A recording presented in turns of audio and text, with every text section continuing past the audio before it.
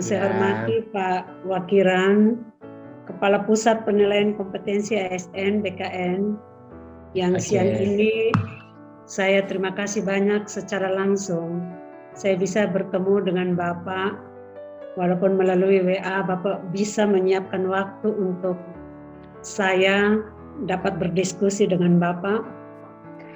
Di awal saya perlu jelaskan Pak bahwa saya sebagai salah satu peserta PKN sesuai dengan apa yang saya sampaikan kepada Bapak bahwa saat ini pemerintah Provinsi Nusa Tenggara Timur sedang menata sistem merit. Proses pencapaian aspek kualifikasi dan kompetensi saat ini sudah baik. Masalah kami saat ini adalah pada aspek kompetensi, khususnya penilaian kompetensi yang belum optimal. Jadi saya jelaskan bahwa untuk eselon 2, setiap untuk menduduki satu jabatan kami sudah uji terbuka. Untuk pejabat administrator semuanya juga sudah kami uji kompetensi. Untuk pejabat pengawas juga sudah. Namun untuk pejabat pelaksana yang kami agak ketinggalan. Untuk itu saya mohon pendapat Bapak untuk optimalisasi penilaian kompetensi dalam rangka penerapan sistem merit di lingkungan pemerintah Provinsi Nusa Tenggara Timur. Ini gambaran saya singkat. Bapak bisa memberi tanggapan untuk dapat kami pakai dalam pelaksanaan uji kompetensi, penilaian kompetensi di Provinsi Nusa Tenggara Timur. Saya persilakan Pak. Pak Kapus, terlebih dahulu sebelumnya, Pak. Saya kenalkan Bu Christine. Sengaja tadi saya ingatkan Bu Christine supaya bergabung. Jadi mungkin Bu Christine sudah sempat komunikasi. Intinya Ibu Rina pada saat ini sedang melakukan tingkat BIM 2 ya, tingkat BIM 2, dan topik yang beliau ambil terkait dengan strategi implementasi penilaian kompetensi yang berbasis CAT untuk mendukung sistem merit di lingkungan pemerintah Provinsi NTT. Jadi sungguh menarik sekali Bu, sekaligus kami menanggapi apa yang tadi Bu sampaikan.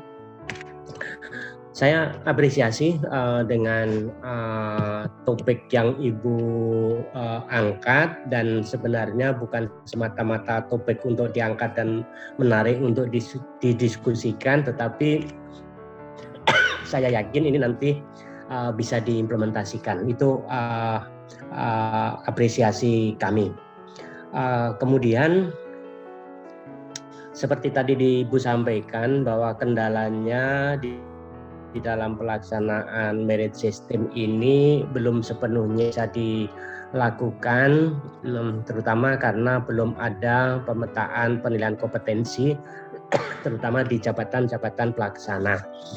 Nah, sebelumnya Bu, sebelum kami menanggapi ini perlu kami sampaikan secara nasional hasil evaluasi penilaian pelaksanaan reformasi birokrasi khususnya di dalam penerapan merit system yang dilakukan oleh KASN itu pada umumnya di kementerian lembaga, tidak hanya di daerah tetapi juga di pusat, itu nilai yang masih sangat rendah adalah yang berkaitan dengan pembangunan manajemen talent atau belum adanya pola karir, pemanfaatan penilaian kompetensi dan lain sebagainya pada instansi daerah. Nah, karena itu topik yang Ibu angkat adalah untuk menjawab itu. Saya setuju, saya apresiasi. Nah, kemudian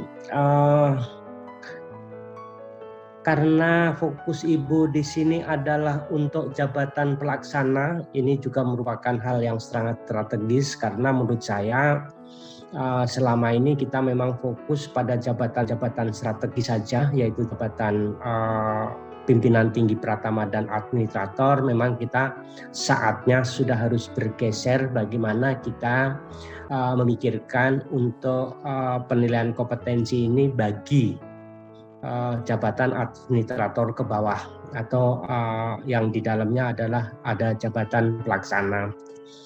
Nah, saya yakin di tempat Ibu ini bisa dilakukan. Mohon informasi Bu Christine, apakah di Provinsi NTT sudah terakreditasi? Sudah Pak, akreditasi A Pak. Akreditasi A, berarti saya yakin sangat mudah Ibu untuk mengembangkan alat ukur, terutama bagi yang targetnya adalah jabatan pelaksana, karena ini mungkin cukup dengan metode sederhana Bu ya. Sederhana, aku yakin ya, bisa terimplementasikan. Nah,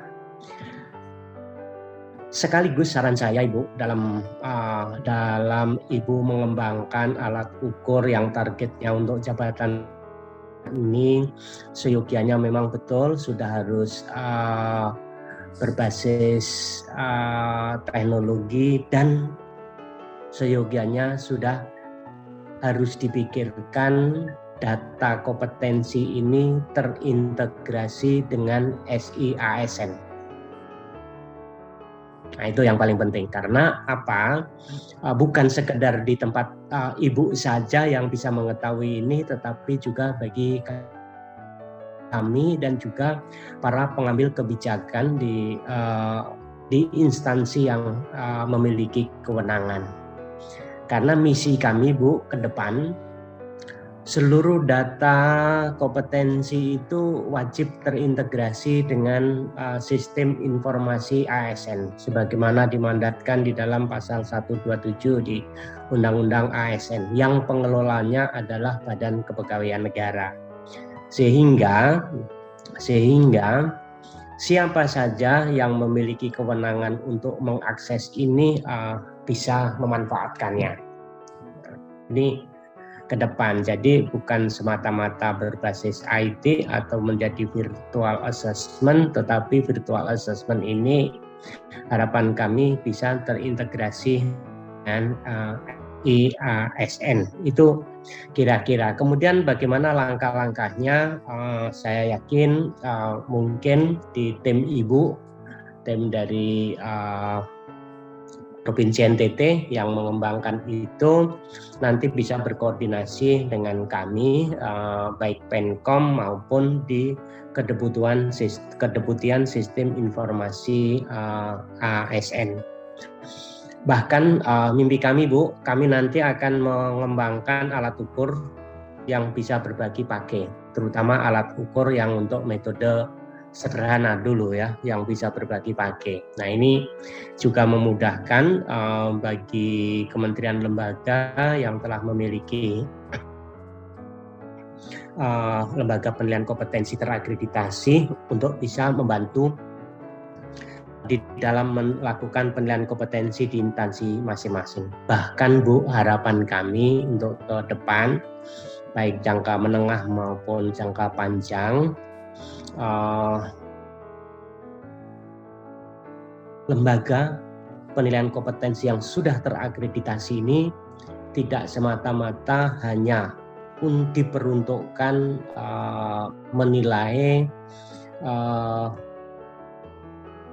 kompetensi bagi isinya saja, tetapi juga instansi lain yang belum memiliki. Jadi bukan hanya di Provinsi NTT, tapi mungkin termasuk juga di kabupaten kota lainnya, bahkan mungkin di provinsi lain menggunakan lembaga penilaian kompetensi di Provinsi NTT. Itu harapan kami ke depan, dan itu memang menjadi program kami. Saya rasa itu Bu, saran saya dan apresiasi kami terhadap topik yang Ibu ambil, dan mungkin Bu Christine bisa menambahkan, kami persilakan. Baik, terima kasih Pak Kapus. Mungkin ini sedikit lebih teknis ya Pak. Izin Pak Kapus.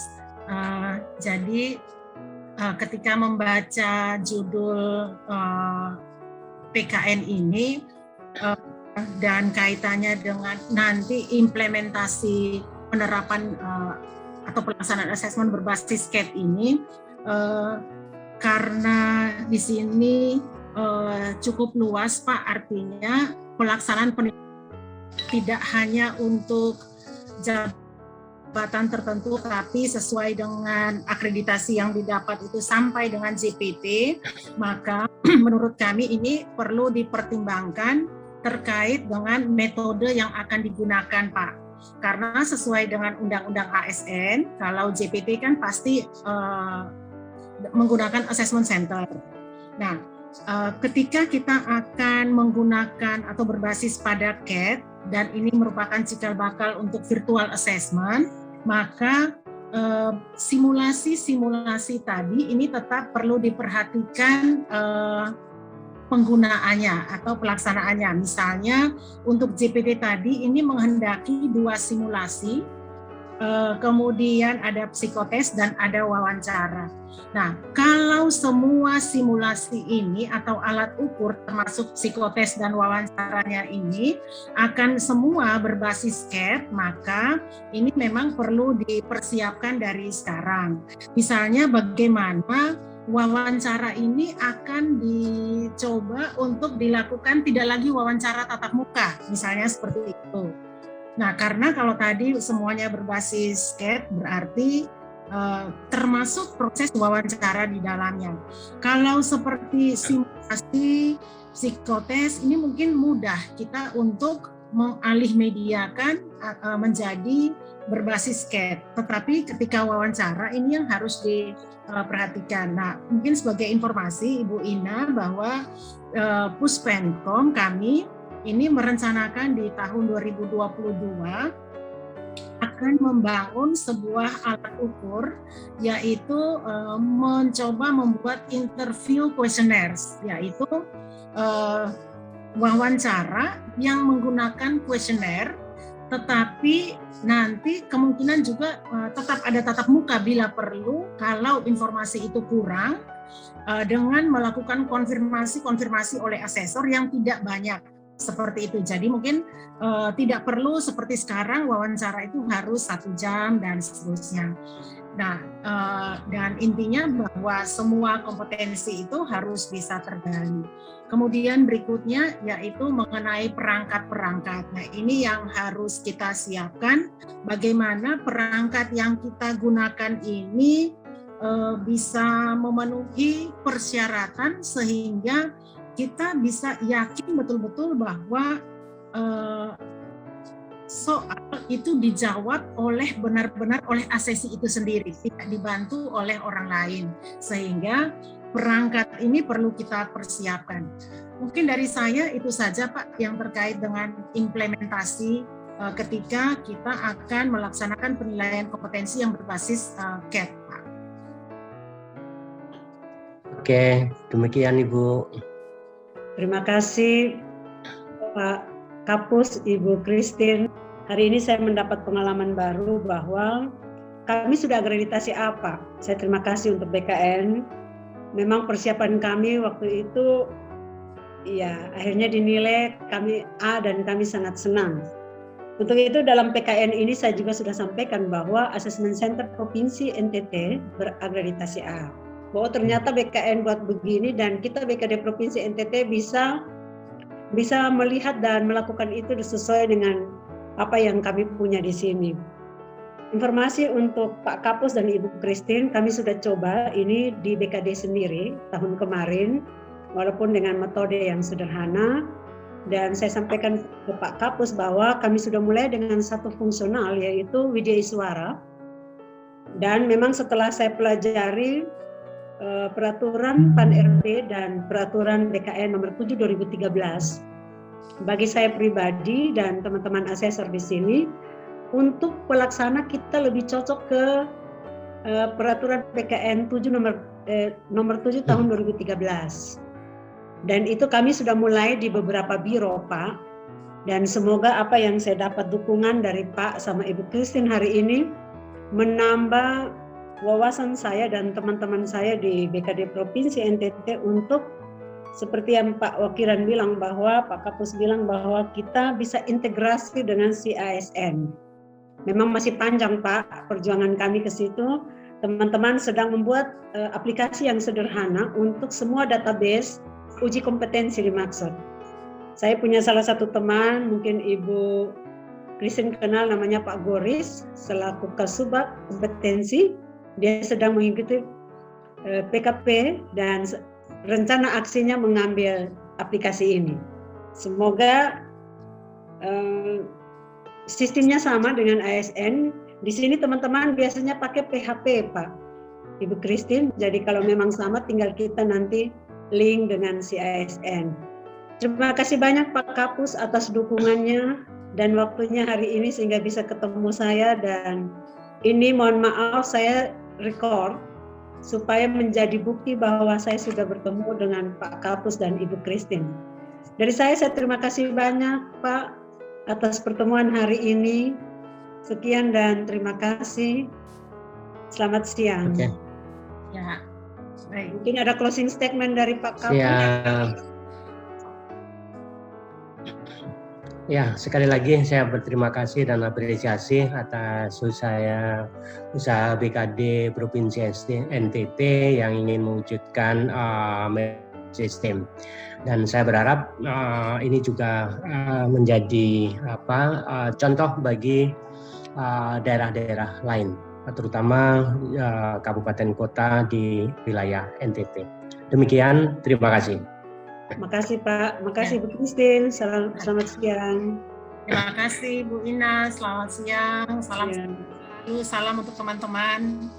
Terima kasih, saya sampaikan. Baik. Oke. Ya.